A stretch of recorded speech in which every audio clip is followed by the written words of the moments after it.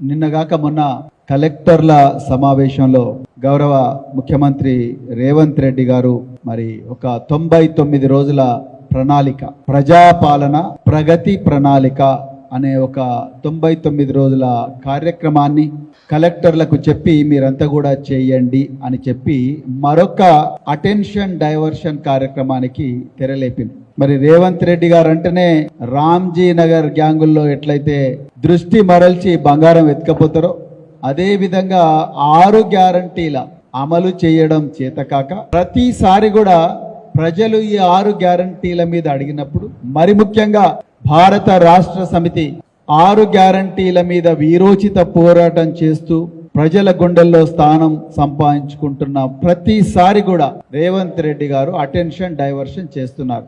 ఈ 2.5 సంవత్సరాల్లో కాళేశ్వరంలో మేడిగడ్డను కూలగొట్టి పీసీ గోస్ కమిషన్ వేసి అటెన్షన్ డైవర్షన్. అదే విధంగా ఎలక్ట్రిసిటీ కేసీఆర్ గారు 20,000 మెగావాట్ల ఎలక్ట్రిసిటీని విద్యుత్ ఉత్పాదనను పెంచితే దాని మీద జస్టిస్ నరసింహారెడ్డి కమిషన్ వేశారు. కేటీఆర్ గారు మొబిలిటీ వ్యాలీ అని చెప్పి తెలంగాణను విద్యుత్ వాహనాల కేంద్రంగా తయారు చేయాలని తలిస్తే వారి మీద ఫార్ములా ఈ కేసు పెట్టారు. హరీష్ రావు గారు ప్రతిరోజు కూడా ఈ 6 గ్యారంటీల అమలును కానీ లేకపోతే తెలంగాణ రైతులకు నీళ్లలో మరి అన్యాయం జరుగుతూ ఉన్నది, పోరాడి తెచ్చుకున్న తెలంగాణలో నీళ్ల విషయంలో అన్యాయం జరుగుతుందంటే వారి మీద కూడా పంజాగుట్టలో అక్రమ కేసులు పెట్టారు. ఇప్పుడు ట్యాపింగ్ అని చెప్పేసి ధారావాహిక సీరియల్ నడుస్తూ ఉన్నది. ఇవన్నీ కాదు, అయినా కూడా బీఆర్ఎస్ పార్టీ లొంగకుండా వీరోచిత పోరాటం ప్రజల కోసం చేస్తూ ఉంది.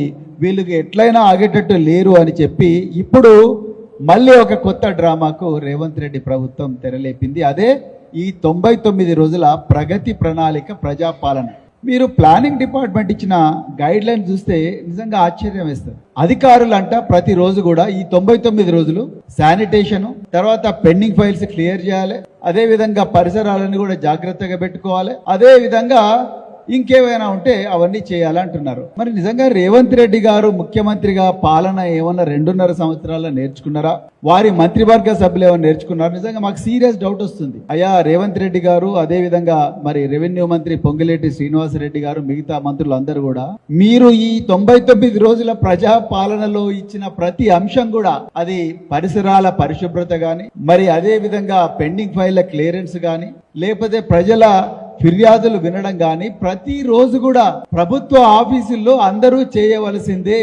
వాళ్ళకు జీతాలు వచ్చేది అందుకొరకే GO treasury account number 010 head కింద అందరికి కూడా జీతాలు వచ్చేది ఇందుకోసమే.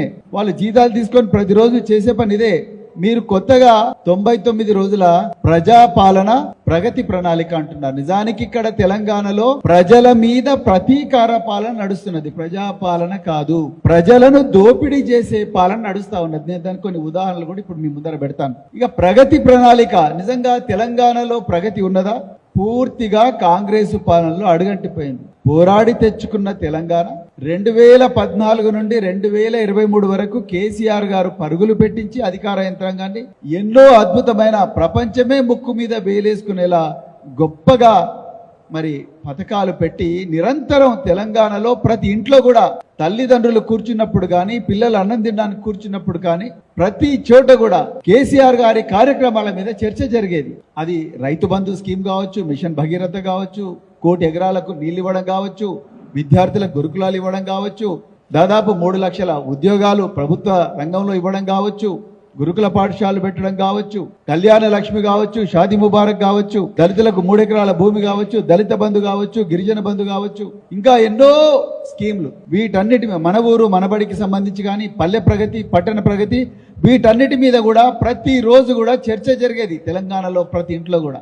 ఆ ప్రగతి అనేది ఈరోజు కుంటుపడ్డది. దానికి కూడా నేను ఉదాహరణలు చెప్తాను. అదే విధంగా ప్రగతి ప్రణాళిక లేదు, అదే విధంగా